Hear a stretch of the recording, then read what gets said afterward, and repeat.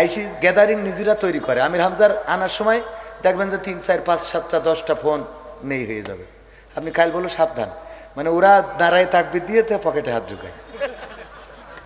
বিশেষ হয় না আপনাদের? হ্যাঁ, মাহফিল, আমার মাহফিলে অন্তত 2 থেকে 500, মানে 200-500 মোবাইল আমাদের মাহফিল থেকে। আল্লাহর ওলিরা গেটে দাঁড়ায় রয়েছে, যেই বক্তা ঢুকায় নারায় তাকবীর দিয়ে। আমাদের মুহাদ্দিস আবু সাইদ এমপি মুহতারাম রাহিমাহুল্লাহ, উনার সন্তানের মানিব্যাগ পর্যন্ত মেরে দেন। কায়সার ভাই, কায়সার ভাই স্টেজ উঠে বলছে, হ্যাঁ হাবিব কায়সার ভাই কত বড় পরহেজগার। ওই এখানে মনে করছেন সব ফেরেশতাদের একটাও না, না না একটাও না, অনেক, 2-4টা আছে। ও ধরলি ডাইরেক্ট বাড়োয়ে, মানে বাইরে ফেলার দরকার নেই, যেন হাসপাতালে যে চিকিৎসা নিত মরে। বোঝেননি? এগুলো শিক্ষার দরকার আছে না নাই? যদি মোটে না পারেন ঘেসান করে মারি দেবেন হাত, যে কোরআনের আইন অনুযায়ী করে ফেলিছে, এবার জাফার কর, ঠিক আছে না ভাইয়েরা আমার? তাইলে সবাই শোনার জন্য আসে না, কিছু আসে চুরি করার জন্যে, কিছু আসে অন্যায় করার জন্যে, মানুষের মানিব্যাগে হাত ঢুকানোর জন্যে। এই কথাটা কেন বললাম ভাইজানের আমার? রিজিকের সিদ্ধান্ত কার কাছে? রিজিক দেওয়ার মালিককে। অনেক টাকার মালিক আপনার করে দিয়েছে, টাকার অভাব নাই, ডাক্তারের কাছে গেলেন, ডাক্তার এমনি আঙুলির মাথায় একটা কি ফুটাইলো, তারপরে একটা কাগজে লাগাইলো, লাগাইনোর পরে বলছে আপনার খেলা ফাইনাল, আজকের থেকে খাওয়া বন্ধ, কারণ ডায়াবেটিস ধরা পড়েছে রে, টাকায় আছে কিন্তু খাওয়া হবে নারী। ঠিক না বেঠে? টাকা থাকলেই খাওয়া হবে না, টাকা থাকলেই খাইতে পারবেন না। আল্লাহ যদি আপনার রিজিকে না রাখেন, গরিব মানুষ ভ্যান চালাই খায়, তার কাছে যে 1 কেজি গোশত ধরেন মেরি দেবে, আর আপনার কোটি কোটি টাকা গোশত রান্না করেছে, রং দেখে মনে হয় কুপান যদি দিতে পারতাম। ডাক্তার বলেছে গোশত তো দূরের, গরুর গোশত দূরের কথা, গোশতই খাওয়া যাবে না, এখন গোশত খাওয়া বন্ধ। ফজরের নামাজ কোনোদিন পড়েননি, ডাক্তার বলেছে সকালবেলায় 1 ঘন্টা হাঁটতে হবে। মুয়াজ্জিন আজান দেওয়ার আগে আপনি আগে আজান ভেঙে বলেন আসসালাতু খায়রুম মিনান নাওম, আমি হাঁটা শুরু করলাম। ঠিক না? ঠিক। আজীবনে নামাজ পড়েন নাই, ডাক্তার বলল না হাঁটলি খেলা ফাইনাল। অমনি দেখবেন সকালবেলা হাঁটার মতো আল্লাহর ওলি আছে না নাই? সকালবেলা হাঁটা। ওগো আমার ভাইয়েরা, এই জন্য রিজিকের সিদ্ধান্ত আল্লাহর কাছে। আমি এখানে আসার পথে ঈদের পরে, তাও ঈদের অন্তত 20 দিন পরে 19 এপ্রিল আসবো জামতলায়। প্রথম দিন মাহফিলে থাকবে আব্দুল্লাহ আল নোমান, সাইদি কণ্ঠ, এবং পরের দিন শায়েখ জামাল উদ্দিন আর আমি। 18 এবং 19 2 দিন দাওয়াতটাও দিয়ে দিলাম। ওগো আমার ভাইজানেরা, এটা বলার অর্থ হলো আপনি যদি আল্লাহর পথে চলতে পারেন, আপনি যদি কোরআনের পথে চলতে পারেন, আপনি যদি আল্লাহর জন্য নিবেদিত হতে পারেন, আল্লাহ রাব্বুল আলামিন আপনার সম্মানজনক রিজিক দান করে দিবেন। এমন রিজিক দিবেন আপনি কল্পনাও করতে পারবেন না কেমন রিজিক আল্লাহ আপনারা দিবেন। মালয়েশিয়ায় গেলে আমার ভাইজান এখানে সাক্ষী, ডিয়াওয়ারাং সুম্মাতাও কালোসায়াপি মালয়েশিয়া, এয়ারপোর্ট থেকে শুরু করে একেবারে এয়ারপোর্ট পর্যন্ত সাইরানা পয়সা নিজে পকেট থেকে খরচ করা লাগে না। সুম্মা কাওয়ান কাওয়ানারা ডিয়াওরাং বাগি বুতই কাতা বুতই সব ওখানে। আমি এয়ারপোর্টে যাব, এয়ারপোর্ট থেকে শুরু করে গোটা মালয়েশিয়ায় যেখানে যাব, বেড়াবো, খাবো, ঘুরবো, এমনকি আমার বউয়ের জন্য যাই কিনি তাও ডিয়াওরাং বাগি তাই ছায়া তাপাকাই ডুই সুম্মা ওরাং বিলিকাসি ছায়া। আমি বললাম মশলা লাগবে, এই লাগবে, তাই লাগবে, বউ কইছে মশলা নিয়ে আসবা। ওমা লাগবে 1 কেজি, দেখি 3 কেজি 5 কেজি 7 কেজি করে কিনে আনে। আসার সময় এয়ারপোর্টে ধরি আবার ট্যাক্স নেয়, মাল বেশি হয়ে যায়। পাগল, রিজিকের মালিক কে? অথচ এক সময় ওখানে সাবান কেনার টাকা পাতাম না। আল্লাহ রিজিক দেবেন, এটা বলছি অহংকার না, আমার যুবকদের উদাহরণ দিয়ে। ভাইয়েরা আমার, আল্লাহর পথে এসে দেখেন যদি টাকার অভাব হয়, খাওয়ার অভাব হয়, আপনি আমার বলবেন আমার গাড়িতে করে নিয়ে বেড়াবো, কোনো কিছু না। খালি আমার মাহফিলে এসে যদি চোখ বুঝে এরকম বসে থাকেন, একবারও খুলবেন না, আমি কবো কানে একটা ধরে নিয়ে আসি, তাও 2 টাকা করে দিল, তোর 2 লাখ টাকা। কথা কয় না? এই পথে চললি আছে না নাই? এটা তো এমনি মজা করে বললাম, ফান করে বললাম। আমার সাথে যদি একজন সফর সঙ্গে ঘুরে বেড়ায়, ওই যে উড়াই এসে 2জন গান গিয়ে হঠাৎ করে মাজেদ ভাই টাকা দিতেছে, অথচ আমার সাথে যদি না আসে আমি ওকে 200 থেকে 250 টাকা দিই। এমনি ওদের মাসিক বেতন আছে আলহামদুলিল্লাহ, নাটক করার জন্য একরকম বেতন দিই, ব্যাংকে চাকরি করে তার জন্য একরকম বেতন, আবার আমার মাদ্রাসায় চাকরি করে তাও একরকম দিই। মোটামুটি সব দিয়ে ওদের কভার করে দিই। আবার মাহফিলি যখন আসে এক্সট্রা ওদের আমি টাকা দিই। 200, 250, 300, 500 যেদিন যেরকম মনে হয় ওই দিন ওরকম দিই। আপনি কত করতেছেন আজকে? 1000। দেখেছেন 1000 করে আমি মনে হয় কোনোদিন দিইনি মাহফিলে। আমি দিয়েছি 1000ও দিয়েছি। ও তাহলে দিয়েছি।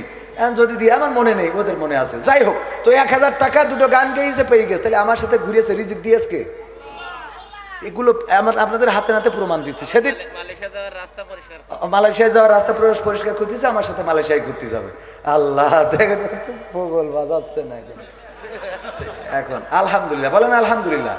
আবার সবগুলোর বিয়ে হয়েছে ভালো ভালো জায়গায়, ওদের থেকে বসছি আর ভালো। আমি ভালো করে দেখিনি, তারপরে আমার মনে হয়, কারণ বিয়ের দিন একটু উপহার দিতে হয়েছে, গায়না মায়না এই সে, তাই না? আলহামদুলিল্লাহ বলেন আলহামদুলিল্লাহ। গজল তো কতই গেলাম, আজ একটু আইসি নিজেদের লেখায় কথা বলবো, তা আপনাদের সমস্যা কি? খালি শুধু পাকামো গজল।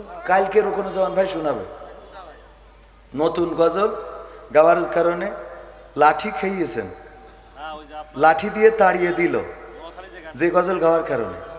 ও ওইটা যে গজল গাওয়ার কারণে লাঠি দিয়ে তাড়িয়ে দিল। ওরে লাঠি ধরিল কিনা জানি না, তাড়াইলো তাই জানি। ও লাঠি পান পেল আবার। হুজুর 14 ফেব্রুয়ারি উপলক্ষে বান্ধবীকে গিফট দেওয়ার জন্য ছাগল চুরি নিয়ে কিছু বলেন। ওর মতো প্রেমিক, ও তো বিশ্ব প্রেমিক, ঠিক না ভাই? ঠিক। ও তো খালি হেনার খুঁজিনি, হেনার জন্য ছাগলও চুরি করেছে। চাচা হেনা কোথায় না, হেনার জন্য ছাগল চুরি করেছি। ওর বলা দরকার যে চাচা হেনা কোথায়, বাড়ি এত সাজানো গুছানো কেন, হেনাকে দেখছি না তো।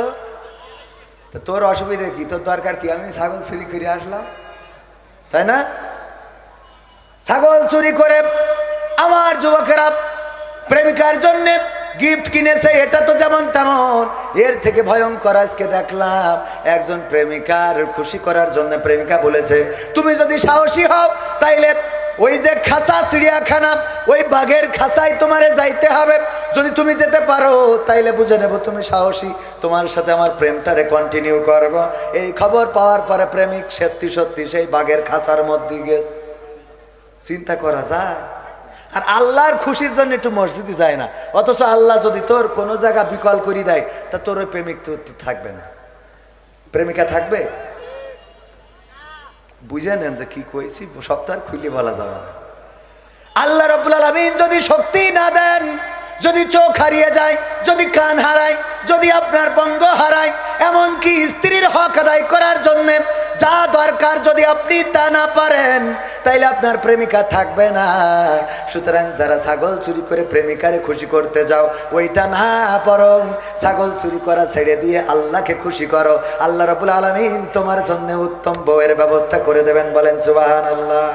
আজকালকের ছেলেরা বই নিয়ে আর বসে না, ও বাবা গুগলে সার্চ করিয়া পড়ে। ওরে কালের মেয়েরা কোরআন হাদিস ধরে না, এখনকার মা বোনেরা কোরআন হাদিস পড়ে না, ও আল্লাহ টিকটকে ভিডিও ওরা করে। আজকালকের ছেলেরা বই নিয়ে আর বসে না, গুগলে সার্চ করিয়া পড়ে। আগের সময় প্রেম করিলে মুরব্বীরা বলতো পাইছো কি, এখন বলে সব করিয়া বাবু তুমি খাইছো কি, ঠিক না বেঠে? আগের সময় প্রেম করিলে মুরব্বীরা বলতো পাইছো কি, এখন বলে শখ করিয়া বাবু তুমি খাইছো কি। লজ্জা শরম নাই আইলাম কোন জামানাই, লজ্জা শরম নাই আইলাম কোন জামানাই, ভবিষ্যৎ দেখি অন্ধকারে। আজকালকের ছেলেরা বই নিয়ে আর বসে না, ও বাবা গুগলে সার্চ করিয়া পড়ি। নতুন করে হয়েছে চালু এখন আবার কোন ট্রেন্ড, পরিচয় করাই দেখি এই আমার গার্লফ্রেন্ড, আছে না নাই? নতুন করে হয়েছে চালু এখন আবার কোন ট্রেন্ড, পরিচয় করাই দেখি এই আমার বয়ফ্রেন্ড। শরমের মাথা খাইয়া গেছে ওরা পাগল হইয়া, শরমের মাথা খাইয়া গেছে সব পাগল হইয়া, ভবিষ্যৎ দেখি অন্ধকারে। আজকালকের ছেলেরা বই নিয়ে আর বসে না, ও বাবা মোবাইলে সার্চ করিয়া পড়ে। ওরে কলারুয়ার মা বোনেরা কোরআন হাদিস ধরে না, সবাই না অনেকেই কলারুয়ার মা বোনেরা আল কোরআন পড়ে না। ও আল্লাহ টিকটকে ভিডিও ওরা করে। আজকালকের ছেলেরা বই নিয়ে আর বসে না, গুগলে সার্চ করিয়া পড়ি। ঠিক না বেঠে? এখন অনেক মেয়েরা আছে টিকটক করে বুরখা পরে, আবার দেখলাম কয়দিন আগে একটুখানি খুলে আবার ঢেকে দেয়, 2 সেকেন্ড দেখায় বাকিটা দেখায় না। ওরা হলো আল্লাহওয়ালা টিকটকার। কি টিকটকার? পরহেজগার টিকটকার। বুরখা পরে টিকটক করে গদখালি যায়, ওখানে নাকি কি একটা বানাই রেখেছে, ওইটা নাকি ঘরে আর তাকে নাকি দিনটা। আর চারিদিক থেকে আমার যুবকেরা ভিডিও করে আর মনে করে আমি বোরকা পরে নাচতেছি, আমার কোনো অসুবিধা হবে না রে। ঠিক না বেঠে? বোরকা পর্দার জন্য হলেও আল্লাহ রাব্বুল আলামিন জানতেন কেমন পর্দা করা লাগবে। এই জন্য আল্লাহ রাব্বুল আলামিন বলেছেন, তোমরা তোমাদের চাদরকে লম্বা করে আবৃত করে দাও, ঢিলা ঢালা পোশাক পরো, আর মুখমণ্ডলটারে খুলে রাখো যেন তোমাদেরকে চিনে নেওয়া যায়। সিদ্ধান্তটা কার? মুখমণ্ডল খুলে রাখতে বলেছেন কে? আল্লাহ বলেছেন মুখমণ্ডল খোলা রাখতে যেন তোমাদেরকে চিনে নেওয়া যায়। আর আমরা বেশি পর্দা করাইনো শুরু করলাম, যার কারণে এখন পতিতারাও বুরকা পরে হোম সার্ভিস দিয়ে থাকে। বলেন নাউজুবিল্লাহ। বুরকা পরে যখন যাই মাজায় আবার দড়ি বাঁধে। আমি বললাম এই মাজায় দড়ি বাঁধতেছিস কেন? তোর পাশার সাইজ দেখাইনোর জন্যে।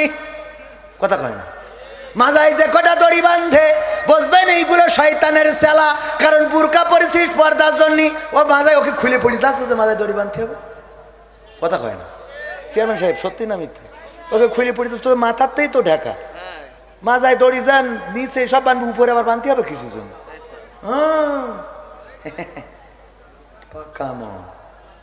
এইগুলো পরে তারপরে একটুখানি সুন্দর করে দেখায় আবার তার মধ্যে ও বাবা যুবকের এর মধ্যে টিপি দেয়, আছে না নাই? বুরখা পরে আল্লাহ বললেন ওয়াকরনা ফি বুয়ুতিকুন্না ওয়ালা তাবাররাজনা তাবাররুজাল জাহিলিয়াতিল উলা। ওগো নারীরা তোমরা পর্দার মধ্যে থাকো, জাহিলি যুগের মেয়েদের মতো সাজুগুজু করে নিজেদেরকে প্রদর্শন করে বেড়ায়ও না। আর এখনকার মা বোনেরা সাজুগুজু করে, তারপরে বুরকা পরে, তারপরে পার্কে যায়, বাম্বু ক্যাফে, বাঁশ খাওয়া ক্যাফেতে যায়, যেয়ে ওখানে যেয়ে বোরকাটা আস্তে করে খুলে দেয়, তারপরে আবার ওখান থেকে বোরকা পরে চলে আসে। মা বাবা মনে করে আমার মেয়ে তো তাপসী রাবিয়া, অথচ যে ওখানে পায়জামা খারাপ করে বাড়িয়েছে এটা তো জানে না। কথা কয় না? ও আমার ভাইয়েরা, আমি প্রথমে যে আয়াতে কারিমা তেলাওয়াত করেছিলাম, ইয়া আইয়ুহাল্লাযীনা আমানু কু আনফুসাকুম ওয়া আহলিকুম নার, আল্লাহ বললেন ওগো ঈমানদারেরা শোনো, আগুন থেকে তোমরা নিজেদেরকে রক্ষা করো। আর রক্ষা করো কাদেরকে? কাদেরকে? আহাল। কি হাল? আহাল মানে কারা? আমার পরিবার, আমার সন্তান,